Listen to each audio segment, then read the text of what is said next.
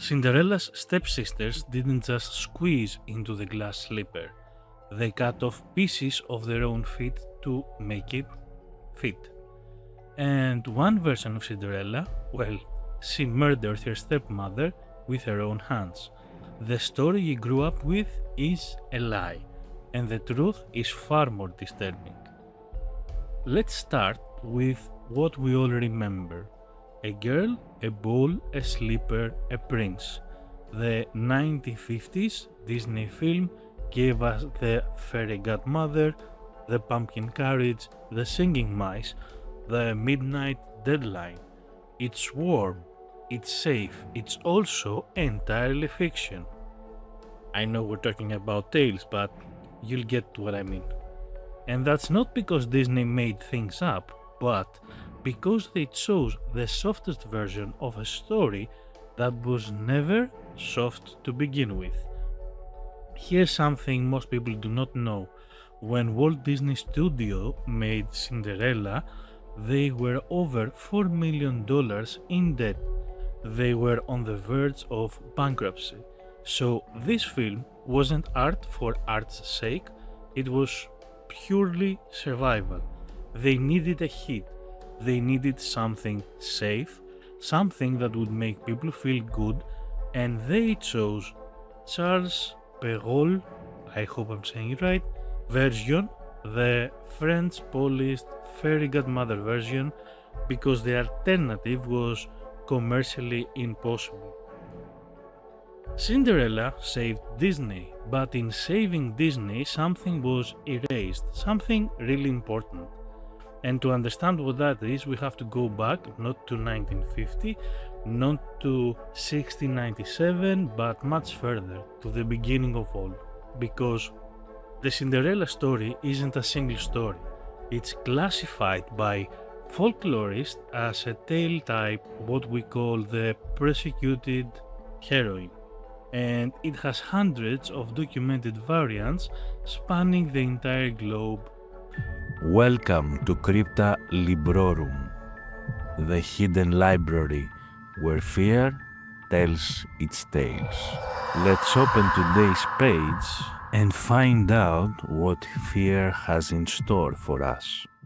So in 1893, a folklorist named Marianne Rolf Cox, again I hope I'm saying it right, catalogued 345 variants of Cinderella, Catskin and Caporusis across Europe alone.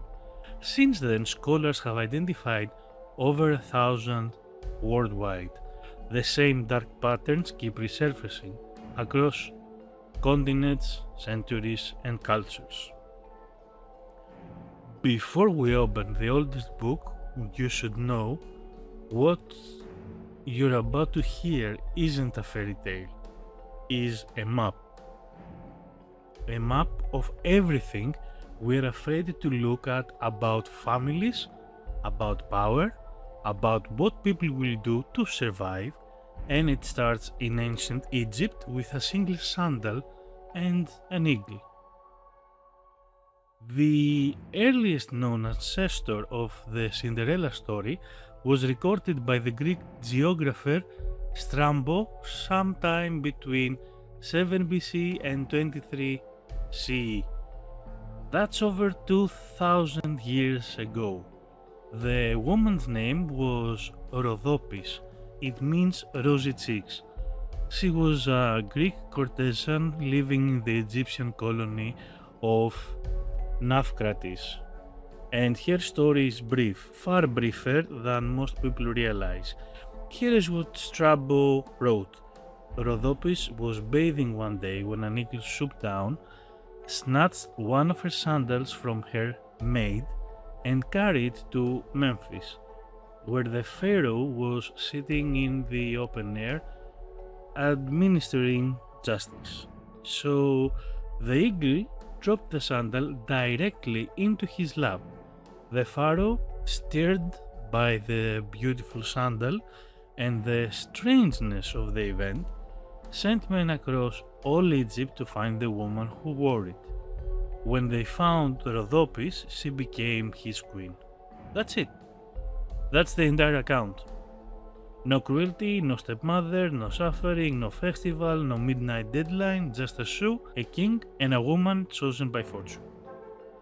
Now, I need to be honest with you here because some sources will tell you that Rhodopis is the earliest Cinderella, but folklorists are careful about this.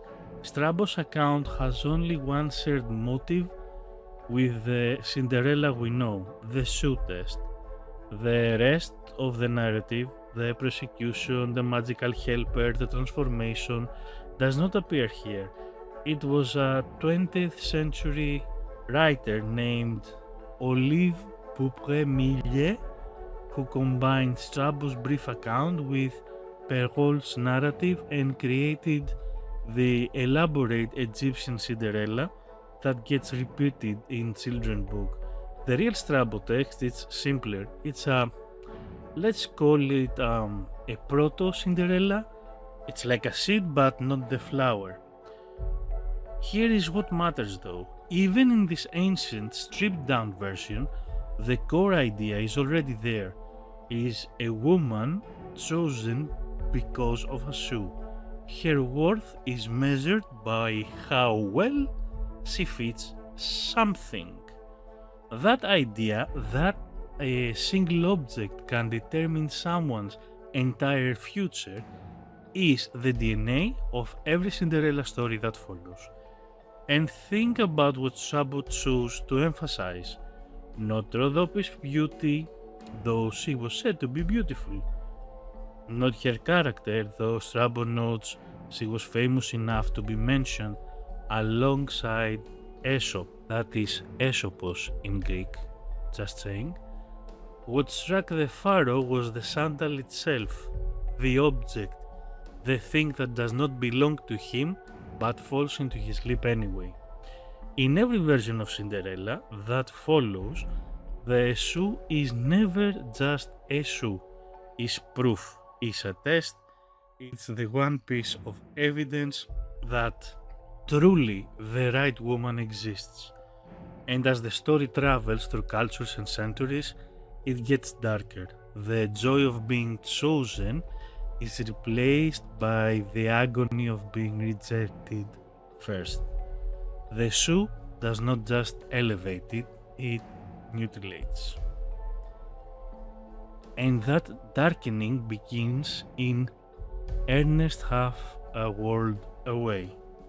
In China, during the Tang Dynasty, where a girl named Ye Xian loses the only friend she has left to a stepmother's cruelty and finds magic in the bones of the dead. Yanqin, the Chinese Cinderella, let's call it that way. Around 850 CE, a Chinese writer named Duan Zhengxi recorded a story in his collection Miscellaneous Morsel from Yu Yang. The heroine is Ye Xian, and her story is the first true Cinderella variant. Every element we recognize is here. The cruel stepmother, the dead mother, the impossible tasks, the magical intervention, the shoe test, the royal marriage. Ye Xian's mother dies when she is young. Her father, a tribal chief named Wu, dies of a plague. She is left in the care of her stepmother, Jin, and her half-sister, Jun Li, who forces her into servitude. She cleans, she cooks, she sleeps in the ashes. Sounds familiar? But Ye Xian has one source of joy, a fish. A beautiful fish in the lake near her home, 10 feet long with golden eyes and golden scales.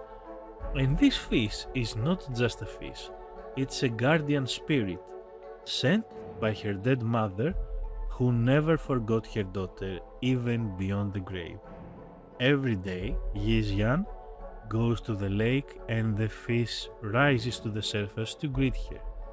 It's the only love she has left, until her stepmother discovers it and Julie follows Ye Xian to the lake and sees her talking to the fish. She tells her mother everything, and Xin devises a plan. She tricks Ye Xian into leading her tattered dress and wearing Ye Xian clothes. Xin goes to the lake, calls the fish, and catches it. She kills it, she cooks it, she serves it for dinner to herself and Zhun Li, Ye Xian's only companion. Her mother's final gift is gone in such a cruel way, consumed by the people who tormented her. When Ye Xian discovers what happened, she's devastated.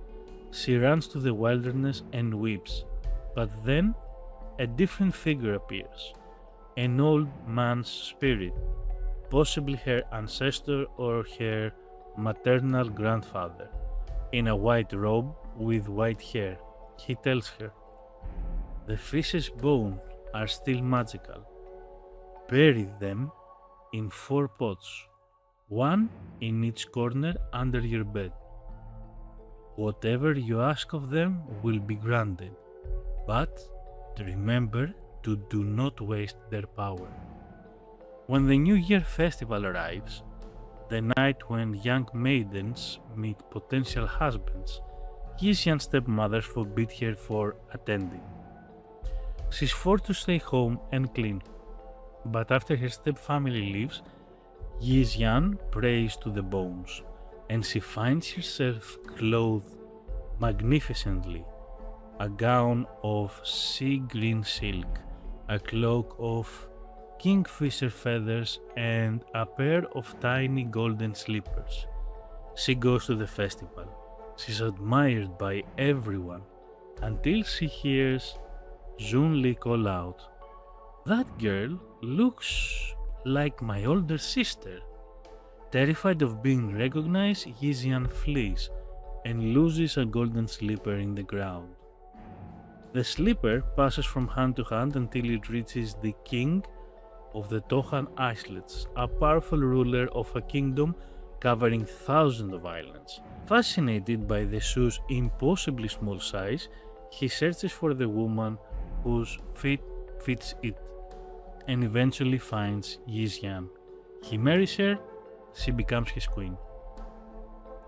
Now, let's stop a minute and think about what's different here from the different version. In Disney, magic comes from a fairy godmother. A stranger who appears, solves everything and disappears. In Ye Xian, magic comes from grief and death.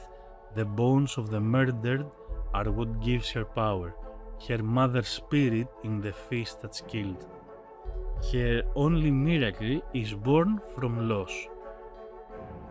There's a line I want you to sit with.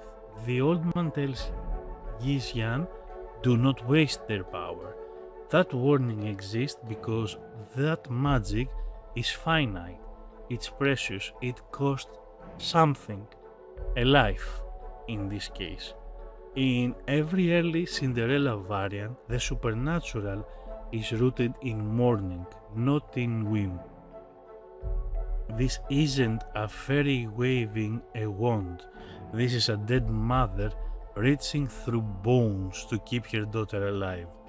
That's not whimsy, that's love refusing to end. But there's a version of the story that goes even further. One when Cinderella is not the victim at all. One where she's the killer. Yes, you heard me right.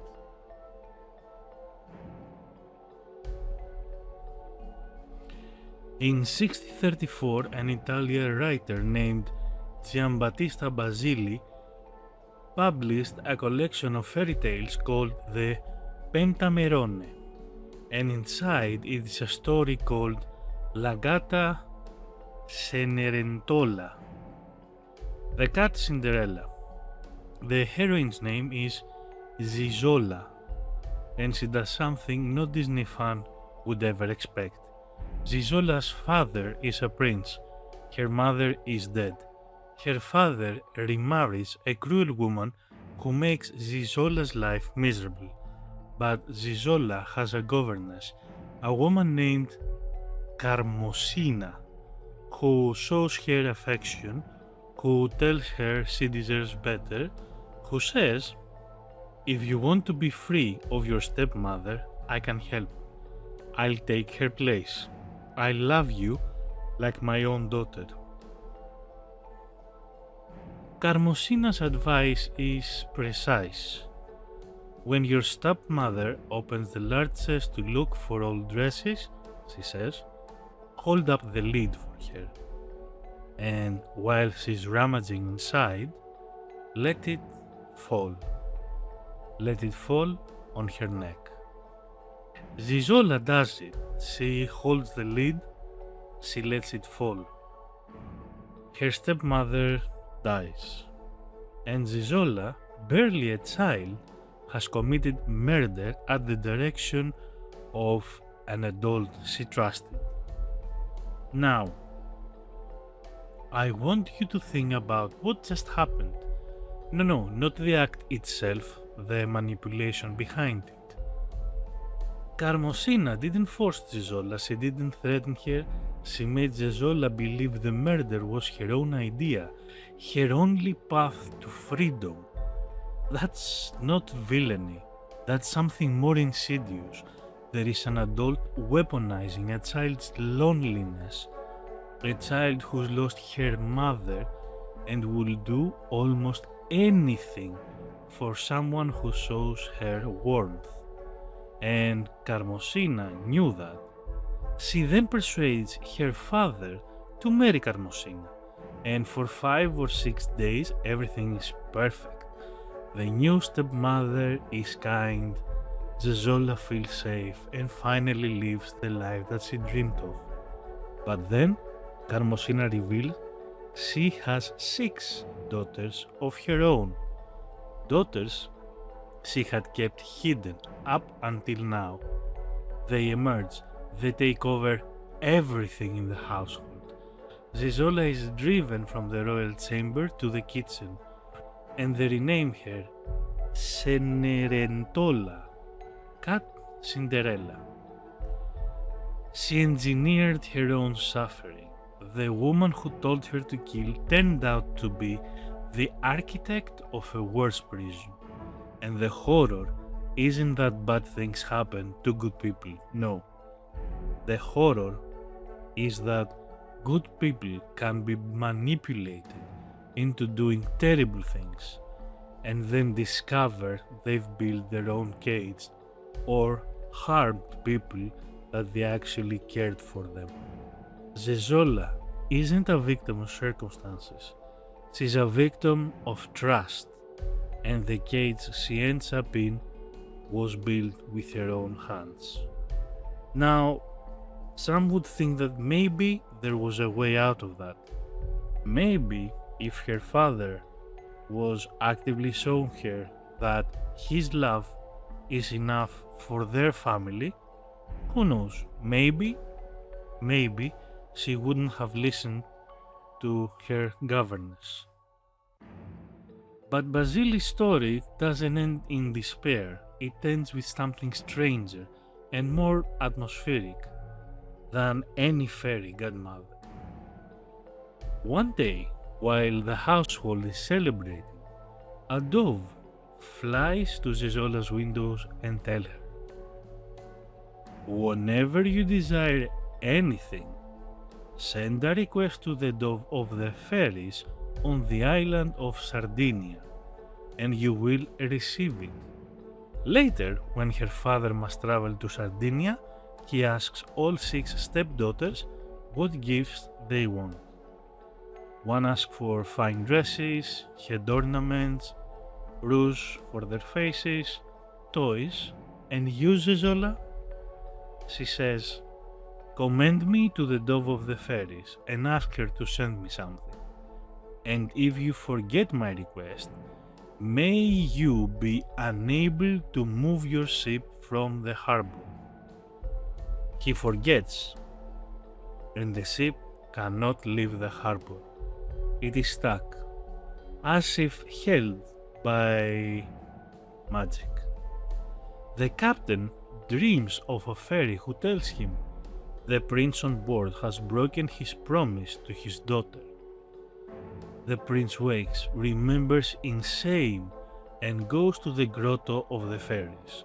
A beautiful maiden gives him a date tree, a golden hoe, a golden bucket, and a silken napkin. Zezolla plants the date tree in a pretty flower pot. She hoes the earth, she waters it with the golden bucket, she wipes its leaf with the silken napkin, morning and evening every day. And in a few days it grows as tall as a woman. A fairy emerges from the branches and says, "What do you wish for?" And here's the incantation, the word Zezolla recites every time she needs help. This is from Basile's original text. "My little date tree, my golden tree, with a golden hoe I have hoed thee, with a golden can I have watered thee, with a silken cloth I have wiped thee dry. Now strip thee and dress me speedily." Even in this darkest version, magic still comes from tending, from care, from showing up every morning and every evening and doing the quiet work. The power in this iteration isn't a gift from the sky, it's something you grow after everything Zezolla has done, the murder, the manipulation, the fall.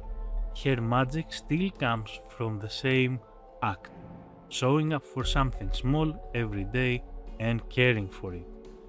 That is not redemption though, but it is something.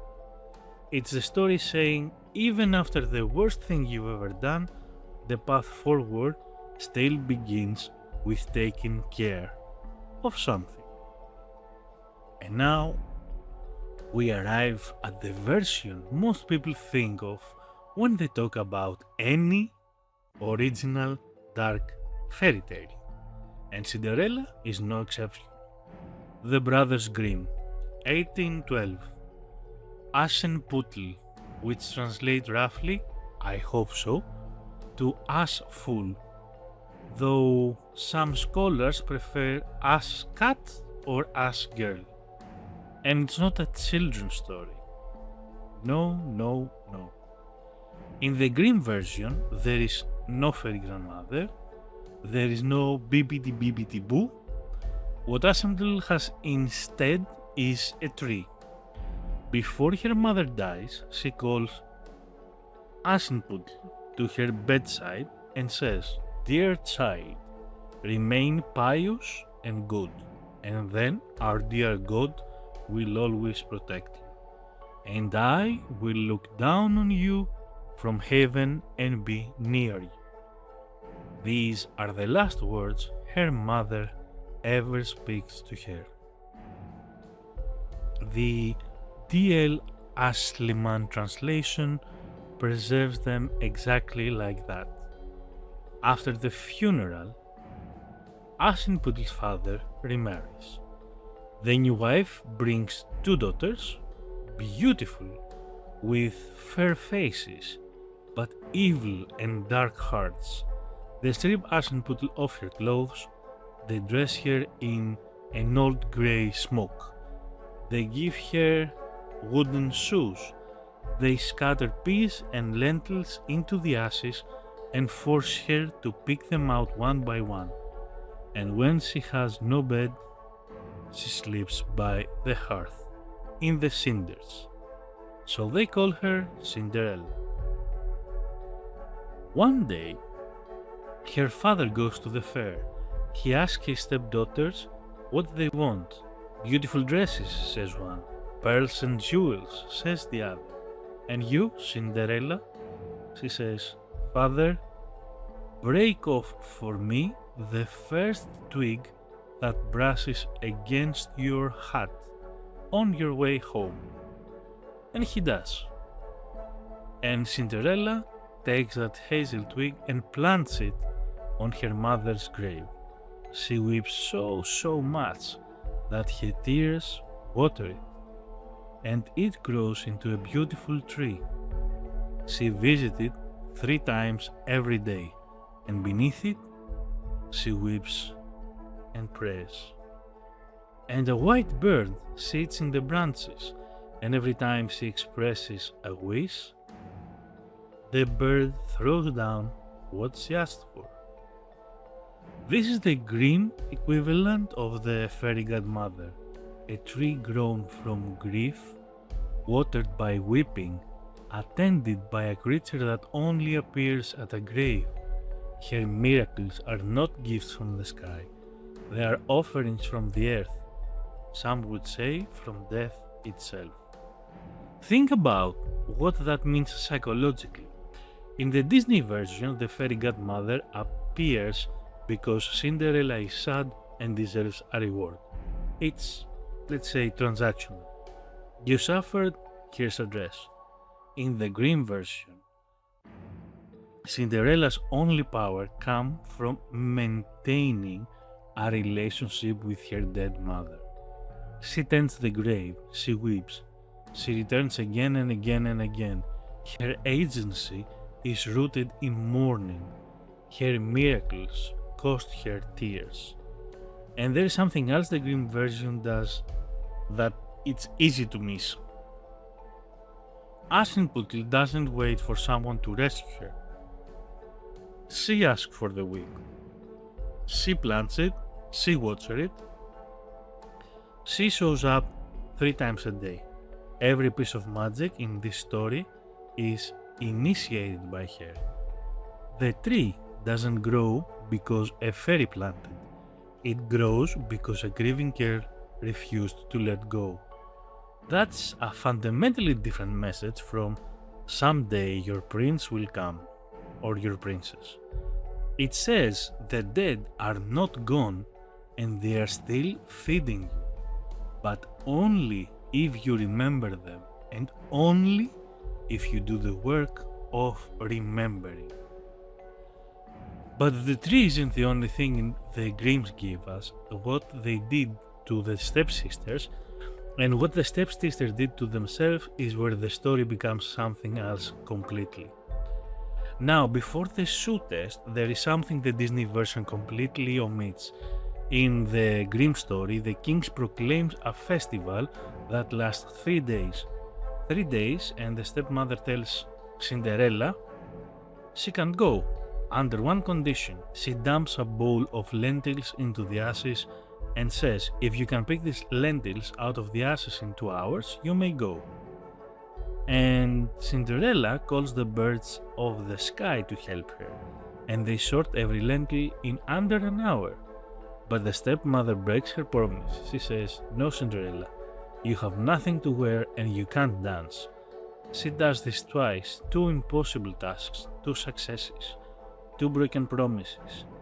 The cruelty isn't just the labor, it's even the false hope. The stepmother isn't just cruel, she's systematic. She gives Cinderella a condition, what's her meet-it, and then moves the goalpost. That is not oppression, that is strict control. The kind of control that teaches someone that their effort does not matter, that the game is and will remain rigged before it even begins. So Cinderella goes alone. Each night she receives a new dress from the tree, silver and gold, each more beautiful than the last. Each night she dances only with the prince. Each night she flees before he can discover who she is. On the first night, she hides in a pigeon coop. On the second, she climbs a pear tree. On the third, the prince smears the entire stairway with pitch. And when she runs, her left slipper, a slipper of pure gold, sticks in the pitch. And now the shoe test begins. The prince takes the golden shoe and declares, no one shall be my wife except the one whose foot fits this golden shoe. In Perrault version, the one Disney used, the stepsisters simply can't fit the slipper. Their feet are too big or too small. It's almost comical, and the Grimms had a different idea. The older sister tries the shoe. Her big toe is too long, so her mother hands her a knife and says, "Cut off your toe. When you're queen, you will no longer have to go on foot." So she cuts off her own toe. She forces her bleeding foot into the shoe. She swallows the pain and goes out to the prince. He takes her on his horse and rides away, but as they pass the grave, two pigeons sitting in the hazel tree cry out, rook-de-goo, there's blood in the shoe. The shoe is too tight. This bride is not the right." The prince looked down, blood running from her foot. He turns his horse around and takes her back. Then the second sister tries. Her heel is too large. The mother, again, hands her the knife. "Cut a piece of your heel. When you're queen, you will no longer have to go on foot." So she follows what she said, and she cuts a piece of her heel. She forces her foot into the shoe. She swallows the pain. The prince rides away again with her, and again the pigeons go, rook-de-goo, there's blood in the shoe. The shoe is too tight. This bride is not right. He sees the blood and he takes her back. Now, this is already disturbing, but the psychological horror isn't the self-mutilation itself. It's the mother's logic and the mother's power over her children. When you're queen, you will no longer have to go on foot. Say that sentence again in your mind. Sit with it. She's telling her daughters to destroy their bodies, to permanently injure themselves for status. Does that ring a bell of anything that happens with today's status? Because power means never having to stand on your own 2 feet again. That is not a fairy tale villain. That is a system of control. That is a mother who has taught her daughters that their bodies are obstacles to the ambition, and that ambition justifies any mutilation. And in our reading of this story, there is a connection that is impossible to ignore. The idea that a woman's worth can be measured by the size of her foot, that a shoe, a tiny, rigid, gold, impossible shoe, is the test of whether someone deserves to be chosen. I just want to remind you that in China, the practice of foot binding persisted for nearly 1,000 years. Young girls' feet were broken and tightly wrapped to keep them small, because small feet were considered beautiful, a mark again of status, a sign that a woman did not have to work. We're not saying the Grimms were referencing foot binding, no. We're saying that the same cultural logic appears in both. A shoe that only fits the right kind of woman. A shoe that determines you alter your body to fit it. The slipper, whether glass or gold, carries the echo whether the teller intended it or not. The mutilation scene isn't gratuitous, it's a mirror. It's showing us what happens when a culture tells people, especially women, that their natural bodies are unacceptable and that the path to power requires self-destruction. But the story isn't finished and the pigeon haven't finished yet. So finally, the correct woman tries the slipper. She washes her hands and face clean, pulls her foot out of the heavy wooden shoe and puts it in the golden slipper. It fits perfectly. When she stands up, the prince looks into her face and recognizes her. He cries out, she is my true bride. The stepmother and the two sisters are horrified. They turn pale with anger, but the prince takes Cinderella on his horse and rides away with her. And as they pass the hazel tree, the two white pigeons cry out, Rug-de-goo, no blood is in the shoe.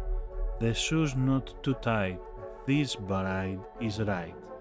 And then they both fly down and light on Cinderella's shoulders, one on the right and one on the left, and they remain sitting there. Now, here comes the final act. When the wedding is held, the two false sisters come wanting to gain favor with Cinderella and share in her good fortune. As the bridal couple walks into the church, the older sister walks on the right side, the younger on the left, and the pigeons strike. They pick out one eye from each of them. As they come out of the church, the older sister is on the left, the younger is on the right, and the pigeons peck out the other eye from each. And thus, for their wickedness and falsehood, they are punished with blindness as long as they live. This is divine punishment, but it's not random violence, it is what we will call poetic justice. The Grimms wrote this as a form of cosmic retribution, the natural order correcting itself. But read psychologically, it's about something deeper. The sisters spent years making Cinderella invisible. They ignored her suffering, they looked at her every day and chose not to see her pain, not to see her troubles. Now they lose the very thing they used to look away. You refuse to see, well then, you shall see no more. The fairy tale doesn't explain this explicitly. It never does. That's the power of these stories. They present an image, a dove, an eye, a wound, and let you feel the meaning before you think it. The original stories trusted the audience to understand. The horror was the true and only teacher. But there is a question we haven't answered yet, a question that sits at the corner of everything we have just heard. If the stories are this dark, why do they exist? Why have they survived for thousands of years? And why were they even told to children at all? In 1976, a psychoanalyst named Bruno Bettelheim published a book called The Uses of Enchantment. His chapter on Cinderella, a story of sibling rivalry and Oedipal conflicts, became one of the most influential interpretations of the story ever written. He argued that Cinderella isn't really about a girl and a stepmother, it's about sibling rivalry, the raw, primal jealousy every child feels when they believe their parents love someone else more. The stepsisters are not separate people, they are parts of the same psyche. Cinderella and her sisters are different aspects of one person. The meek, unassuming part versus the entitled, aggressive part. The story is an internal drama played out on the stage of a fairy tale. But he went even further. He argued that the story also encodes Oedipal conflict, the child's unconscious desire to win the love of the opposite sex parent and eliminate the same-sex rival. We are talking about what we Greeks call the story of Oedipus. The prince isn't just a prince, he's a symbol of the father's love, finally given freely. The stepmother isn't just a villain, she's the rival who stands between the child and that love. Now, Bettelheim's works is controversial to say the least. Some scholars have questioned his method and his personal history is complicated. But whether you accept his Freudian framework or not, his core insight holds some thought. These stories survive because they speak to something existing, to something real, something unconscious most of the time, something that we are not so good and we can't articulate directly but can feel when we hear the tale. Children do not love Cinderella because she's pretty, they love it because it tells them your jealousy is normal, your rage is valid, your suffering has a shape and that shape has a name. The original stories, the one with mutilation, murder and blinded eyes, were actually more psychologically honest than the sanitized versions. Because when you remove the horror, you remove a part of the truth that exists out there. A child who feels rage doesn't need a story where everyone is nice and cozy. They need a story where rage actually exists, where terrible things actually happen, and yet the protagonist survives. Now, remember, not untouched, not changed, just alive. Now, at this point you might be asking the obvious question. If these stories are this dark, self-mutilation, eye-gouging, murder, why would everyone read them to children? Were they even meant for children at all? And here's the uncomfortable truth. No, they weren't. They never were. The Brothers Grimm's first edition in 1812 was a scholarly collection, folklore for adults. Full of sex, full of violence, and full of moral ambiguity. It wasn't until later versions and editions that Wilhelm Grimm began sanding down the edges, adding pious language, being pious and good, and repositioning the collection as, how can I call it, as a household item, let's say a household book for families. 7 editions, each one softer than the last, each one a little more dishonest. But here's the deeper answer, and that's the one Bettelheim gave. Children do not experience this story the way adults do.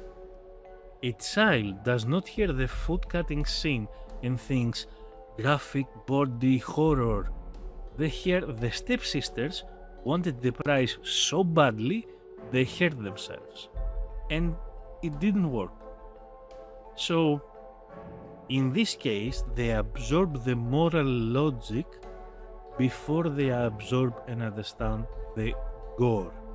Because evil is punished, good is rewarded, and moral clarity is what stays, not the blood, not the gore. And there is something else we need to reckon with. In pre-modern times, the word these stories came from, children were daily, and I repeat, daily surrounded by death and horrors. Farm animals slaughtered in front of them, siblings lost to a disease in the blink of an eye, parents who did not come back from childbirth or a stroll in the woods to cut some woods. These stories did not introduce horror to children because horror was already a part of their daily life. They just gave shape to horror that the child already existed in. The fairy tale didn't create the fear, it compressed it, it contained it, and it put it in a form that it said, yes, the world is full of terrible things, but here's this story where the terrible things have a structure, a meaning, suffering and loss have a purpose, where the innocent, the pious, and the true survive. The violence in fairy tales functions as a container. It gives shape to fears the child already carries. Fear of losing a parent, fear of being invisible, fear of cruelty from the people who are supposed to love you. The story doesn't create those fears. It names them, and naming a fear is the first step toward surviving it. When a child hears that the stepsisters cut off their toe and it didn't work, that the cheating didn't pay, they learn something about justice that no sanitized version can teach. When they hear that Pigeon punished the sisters who looked away, they learn that ignoring suffering has severe consequences. These aren't lessons about violence, there are lessons about morality dressed in the only language a child's unconscious can and would hear at that point, the language of story. And that's the real problem with what Disney did. Not that they made a children's film, but that by sanding down the originals, by removing the horror and all those gore, they taught a generation that stories for children must be sanitized and safe. That difficulty in fiction is dangerous, and a child raised only on safe stories is a child completely unequipped for a difficulty in life. The darkness was never the problem, erasing it was. And that brings us to the final question. The one that matters the most. Why did Disney choose the version they chose? And what did we lose when they made that choice? As we said, Disney's Cinderella was an act of survival. The studio was over $4 million in debt. World War II had gutted the Europeans, and their previous films, Pinocchio, Fantasia, Bambi, had all underperformed. If Cinderella failed, there would be no more Walt Disney Studios. So they chose Perrault. They chose the fairy godmother. They chose the pumpkin and the glass slipper and the midnight deadline. They chose safety. And it worked. The film cost approximately $2 million to produce and grossed more than $4 million in its initial domestic release, enough to save the studio and fund the creation of Walt Disney Productions' distribution arm, Buena Vista. The songs, the merchandise, the sequels, Cinderella became a financial foundation that Disney built on for decades. Now, here's the problem. When you replace the tree on the grave with a fairy godmother, you lose the message that the dead can still nurture us, that grief can and must be generative, that love does not end with death, it just transforms. When you replace self-mutilation with comic awkwardness, you lose the horror of what people are willing to sacrifice for status, the insight that entire systems exist to convince people to destroy themselves in any possible way for acceptance. When you replace the blinded sisters with a shrug and a reconciliation scene, you lose the idea that ignoring someone's suffering must have consequences, that looking away is in itself an act of true violence. The original stories weren't cruel for cruelty's sake. They were cautionary tales. They said, this is what the world does to people. This is what people does to themselves. Pay attention. And when we sand them down, when we make them safe, we have stopped protecting anyone. We make those lessons invisible and completely useless. Now, let's make something clear. Disney's choice wasn't evil. It was strictly business. But the cost of that business was the slow, quiet erasure of meaning from stories that carried it for thousands of years. And the further we get from the originals, the harder it becomes to remember what we lost. Cinderella is just the beginning. Next, we will talk about Snow White, Sleeping Beauty, The Little Mermaid. Each of them has horrors hiding behind the castle walls. And in each one, the thing Disney removed is not just gore, it's meaningful. And remember, none of these stories were written or made for children. Not Cinderella, not Snow White, none of them. They were adult folklore, raw, brutal and honest. That was gradually repackaged, softened, rebranded as bedtime stories. The darkness was always there. It was there before Disney, it was there before the Grimms, it was there before the printing press. The only thing that changed was our willingness to look at it. Next time when we will open the book of Snow White, the real story is worse than you think. If this story that we discussed today shifted something in the way you see things, please let me know in the comments. I read every single one, and if you want to keep exploring the hidden library, well, subscribe and hit the bell so you don't miss the next chapter. And you know what? Why don't you bring a friend over, just for fun? The full sources and further reading for everything we covered today will be linked in the bio. Check them out. You can read the original text for yourself, if you feel like it, of course.